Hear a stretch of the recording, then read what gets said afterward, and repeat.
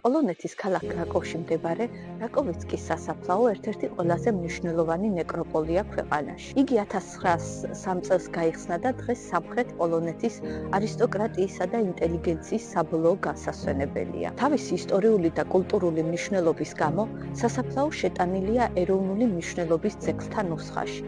ამ დიდებულ სივრცეში მრავალი გამოჩენილი მოღვაწის საფლავებს შორის განსაკუთრებულ ყურადღებას იპყრობს ერთი მოკრძალებული საფლავი, რომელიც ქართველ იუნკერს ნიკო აღნიაშვილს ეკუთვნის. მისი განსასვენებელი სიმბოლურად არის განლაგებული რომის პაპის იოანე პავლე მეორის მშობლებისა და ძმის საფლავებთან ახლოს, რაც კიდევ უფრო ხაზს უსვამს ამ ადგილის ისტორიის მნიშვნელობას. საფლავის ქვაზე დატანილი წარწერები ნიკო აღნიაშვილის ბიოგრაფიულ მონაცემების უმნიშვნელოვანეს წყაროს წარმოადგენს. ქვის მცირე მონაკვეთი ქართულენოვანი წარწერით გვამცნობს.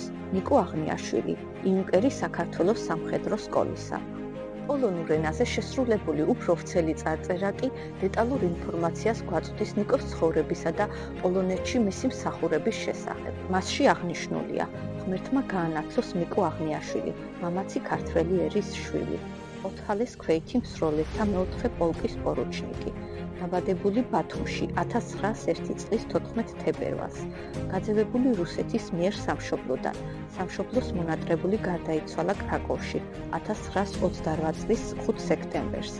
ღმერთო მიეცი თავისუფლება საქართველოს. საფლავის ქვაზე ქართულ და პოლონურ წარწერებს შორის ამოკვეთილია ხანჯალი.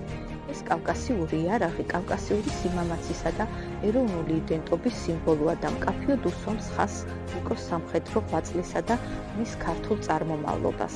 აღსანიშნავია მცირე ტექსტური უზუსტობა. ქართულ ვერსიაში სახელი მითითებულია როგორც ნიტო, ნაცვლად ნიკოსი.